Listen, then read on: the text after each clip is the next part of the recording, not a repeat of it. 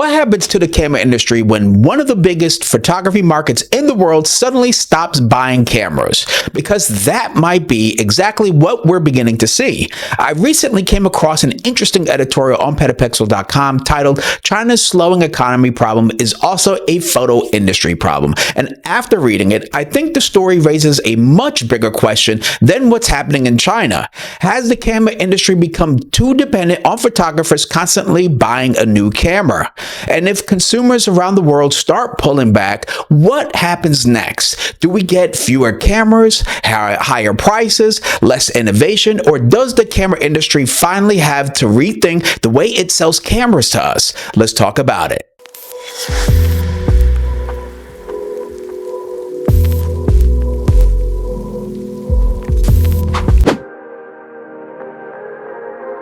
First, we need some context. China became an incredibly important market for camera manufacturers. According to PetaPixel, China experienced the largest year-over-year increase in digital camera shipments during 2025, and for that part of the year was actually the world's largest photography market. By the end of the year, the Americas had regained that position, and China remained the fastest-growing photography market. That's important. Camera companies aren't just looking at how many cameras they're selling today. They're focusing on what they plan on selling in the future. Companies plan manufacturing, product development, and financial expectations around those forecasts. But now something has changed. China's economy is slowing, consumer spending has weakened, and the growth in camera sales has apparently disappeared. Sony reported that its imaging market remains stable across its regions except for China, where it experienced negative year-over-year growth. Nikon went even further. The company revised its interchangeable lens camera market projection downward by 300,000 units, citing contracting demand primarily in China. Now, that's not insignificant, and according to CIPA data referenced by PetaPixel, both camera and lens shipments to China declined during the first half of 2026. So suddenly, one of the industry's biggest growth engines isn't growing anymore. Here's where my opinion comes into this. I don't think China created the camera industry's problem. I think China might simply be exposing it. For the past several years, we've watched camera manufacturers operate almost like smartphone companies. There's always another camera coming, another Mark II, another Mark III, another processor, another autofocus improvement, another half step of dynamic range, and another fancy video codec you have to learn how to use. And don't misunderstand me. I love camera technology. I love reviewing the stuff. That's why I got this channel, and I love talking about it. I'm a photographer and filmmaker, and I'm always going to think innovation is always awesome. But at some point, we have to ask, how many cameras do photographers actually need?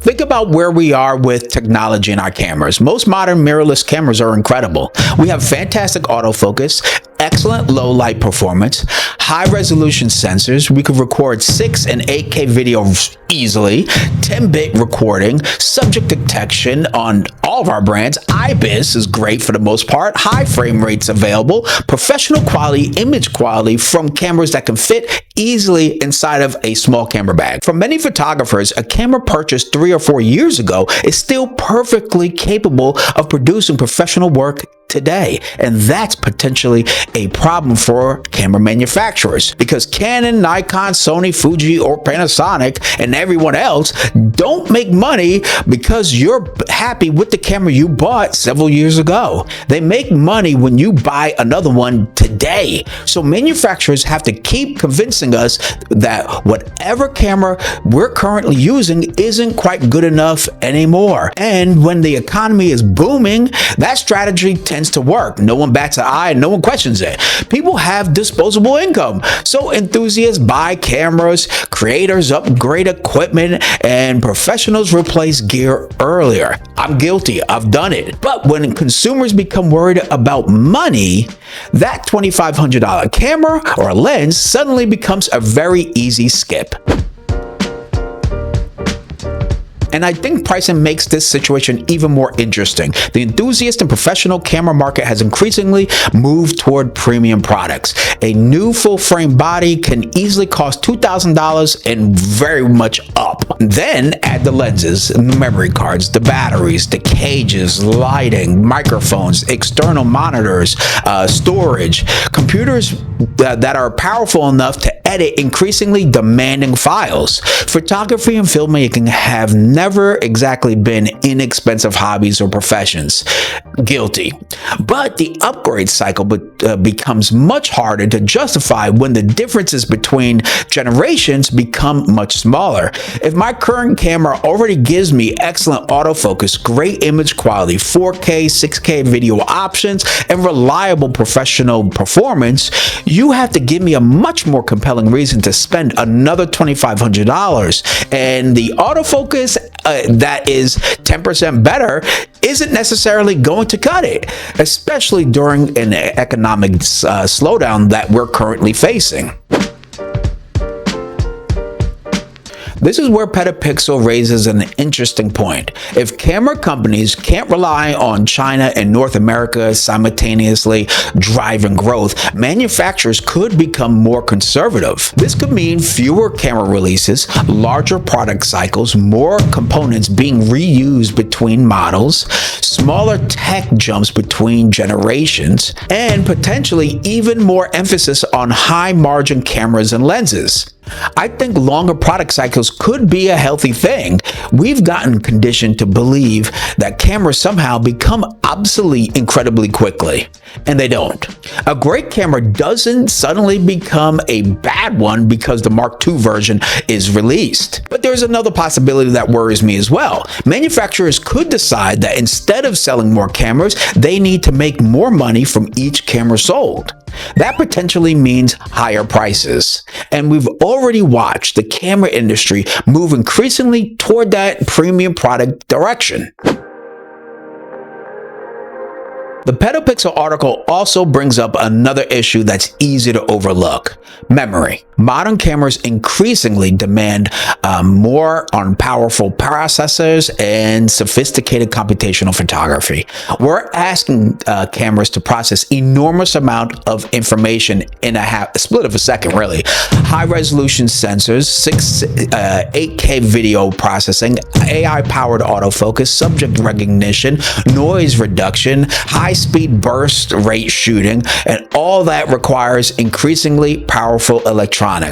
At the same time, the explosion of AI infrastructure is creating an enormous demand for memory and computing components, so manufacturers could potentially face pressure from both directions. Consumers want cheaper cameras, but cameras are becoming more expensive and complicated to manufacture. Now, of course, that's not a great combination.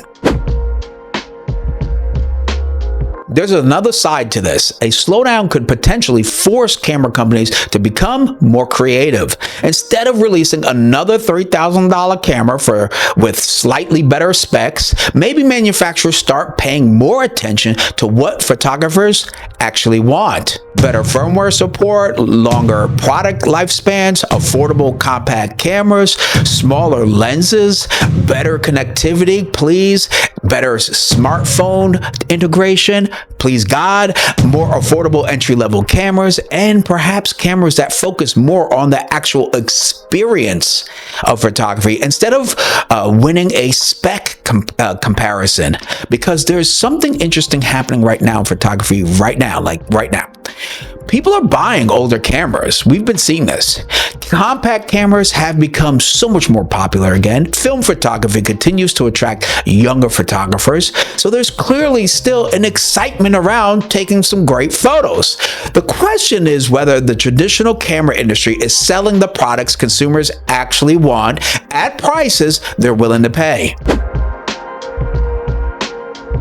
That's ultimately why I think this PetaPixel article is important. It's easy to look at the headline and think China's economy is slowing, therefore fewer cameras are being sold in China. End of story. I don't think that's necessarily the entire story. China may simply be the first major warning sign. The bigger question is, what happens if photographers in North America and Europe also start becoming more cautious about spending thousands of dollars on incremental camera upgrades? Because camera companies can't assume unlimited growth forever. I don't know any company that can just assume that and has gotten it. Eventually, the industry has to confront a very simple reality. Today's cameras are extremely good, and we thank them for it. And that means the biggest competitor to the next Sony, Nikon, Canon, Fuji, or Panasonic camera might be another manufacturer. It might be the camera that's already sitting in your camera bag. I don't think the camera industry is collapsing, and I don't think we're going to suddenly stop seeing exciting new cameras, and I'm certainly not going to stop talking about it. But I do think we're entering a different phase of the mirrorless era. The massive tech leaps that help drive the transition from DSLRs to mirrorless cameras are becoming harder to replicate. It's a bit plateauing, in my opinion. Consumers are becoming more price conscious. That's why I always talk about value, not just specs. Camera tech is maturing, and now one of the industry's most important growth markets is showing signs of weakness.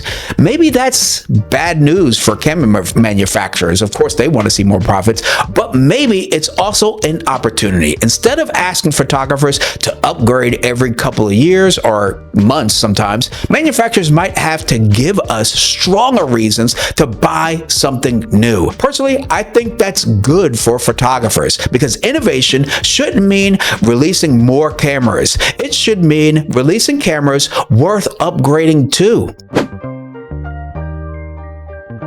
But I want to hear what you think. Do you think China's economic slowdown could have a major impact on the overall global camera industry? And more importantly, are cameras simply getting so good that you don't feel the need to upgrade as often anymore? Let me know what camera you're currently using and whether you're actually planning to upgrade anytime soon. Of course, I'll leave a link to the full article from PetaPixel down below. And if you like this video and you would like to see more, don't forget to press that like, that share, and become a member of this channel to support more photography content like this. I'm Robbie Silver, and until next time, keep shooting and stay creative.